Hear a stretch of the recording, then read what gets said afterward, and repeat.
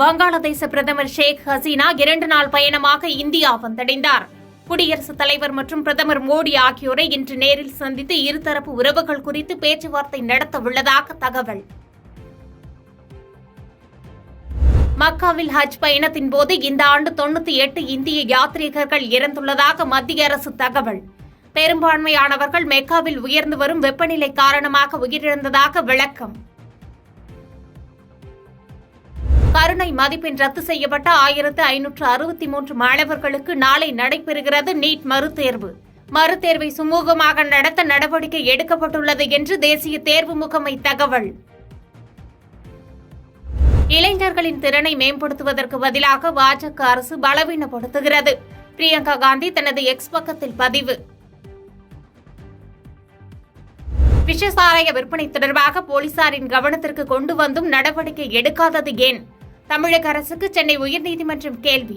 அப்பாவி உயிர்கள் பலியாகியுள்ளதற்கு பொறுப்பேற்கப் போவது யார் என்றும் அடுக்கடுக்கான கேள்வி. கள்ளச்சாராய விவகாரத்தில் உயிரிழந்தோர் எண்ணிக்கை 50க்கும் மேலாக உயர்வு. 80க்கும் மேற்பட்டோருக்கு பல்வேறு மருத்துவமனையில் தீவிர சிகிச்சை.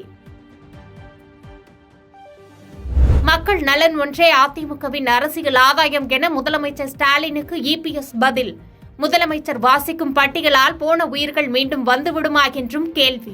இன்னைக்கு கள்ளச்சாராயம் அருகி குடித்து எண்ணிக்கை 50 அளவே கண் பார்வை. இது குறித்து சிபிஐ விசாரிக்க வேண்டும். இந்த அரசு அதற்கு ஒத்துழைப்பு அளிக்க வேண்டும். அது மட்டுமல்ல, இந்த மரணத்திற்கு முழுக்க காரணம் திறமையற்ற அரசாங்கம். முதலமைச்சர் இந்த மரணத்திற்கு தார்மீக பொறுப்பேற்று முதலமைச்சர் ராஜினாமா செய்யணும். கள்ளக்குறிச்சி மருத்துவமனையில் விஷசாராய இறப்பு விவகாரம் தொடர்பாக நாகரிகமற்ற அரசியலை எடப்பாடி பழனிசாமி கையில் எடுத்துள்ளார். சுகாதாரத்துறை அமைச்சர் மா சுப்பிரமணியன் குற்றச்சாட்டு. ஆன்டிடோட் மருந்து இல்லை என அன்புமணி ராமதாஸ் கூறுவது தவறு என்று விளக்கம். விஷசாராய மருந்தி ஆபத்தான நிலையில் இருப்போருக்கு தொடர்ந்து தீவிர சிகிச்சை அளிக்கப்பட்டு வருவதாக அமைச்சர் மா சுப்பிரமணியன் விளக்கம். பாதிக்கப்பட்டோர் மருத்துவமனைக்கு வர தயக்கம் காட்டியதால் இறப்புகள் அதிகம் சந்திக்க நேர்ந்ததாக கருத்து. 25 ஆண்டுகளாக கள்ளச்சாராயம் விற்பனை செய்து வருவதாகவும் இதுவரை ஒரு சொட்டு சாராயம் கூட குடித்தது இல்லை என்று கைது செய்யப்பட்டுள்ள சாராய வியாபாரி கண்ணுக்குட்டி போலீசாரிடம் பரபரப்பு வாக்குமூலம். 25 ஆண்டுகளாக சாராயம் விற்று வரும் தம் மீது ஏற்கனவே 70க்கும் மேற்பட்ட வழக்குகள் இருப்பதாகவும் தகவல். விஷசாராய விவகாரம் தொடர்பாக தமிழக அரசு மற்றும் அத்துறை அமைச்சர் பொறுப்பேற்று தன்னுடைய பதவியை உடனடியாக ராஜினாமா செய்ய வேண்டும். உதகையில் மத்திய இணையமைச்சர் எல் முருகன் பேட்டி. திமுக என்ன சொன்னா 2021 ஆட்சிக்கு வந்தோன்னா தமிழ்நாட்டில் படிப்படியாக மதுவிலக்கு குறைப்போன்னு சொன்னான். படிப்படியாக டாஸ்மாக் கடைகளை மூடுவோன்னு சொன்னான். ஆனால் மாறாக டாஸ்மாக் கடைகளை அதிகப்படுத்தினான்.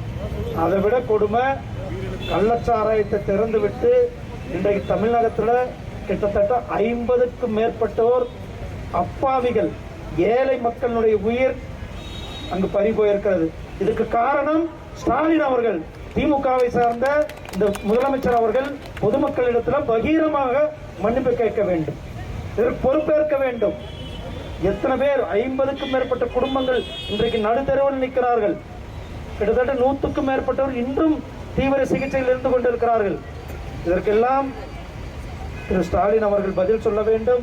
பெண் அல்லது திருநங்கை ஓட்டுநர்கள் புதிதாக ஆட்டோ வாங்கும் செலவில் ரூபாய் 1 லட்சம் மானியமாக வழங்கப்படும். சட்டப்பேரவையில் தொழிலாளர் நலன் மற்றும் திறன் மேம்பாட்டுத்துறை அமைச்சர் சி.வி. கணேசன் அறிவிப்பு.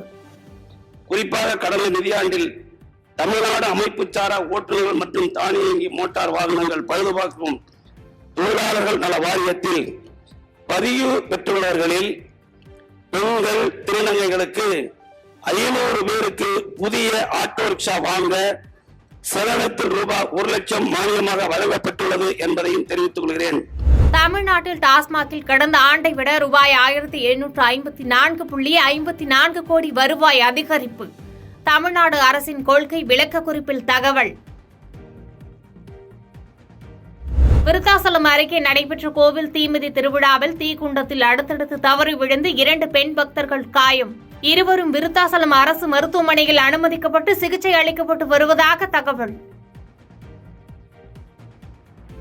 இன்றும் நாளையும் தமிழ்நாட்டில் சில இடங்களிலும் புதுச்சேரி காரைக்கால் பகுதிகளிலும் இடி மின்னலுடன் மிதமான மழை பெய்யக்கூடும் என்று வானிலை ஆய்வு மையம் அறிவிப்பு. நீலகிரி கோவை மாவட்ட மலைப்பகுதிகளில் கனமுதல் மிக கனமழை பெய்ய வாய்ப்பு. பாதகம் செய்பவரை கண்டால் நாம் பயங்கொள்ளலாகாது பாப்பா, மோதி மிதித்து விடு பாப்பா, அவர் முகத்தில் உமிழ்ந்து விடு பாப்பா. அண்மை செய்திகளை உடனுக்குடன் தெரிந்து கொள்ள இணைந்திருங்கள் இயம்நாடு தொலைக்காட்சியுடன்.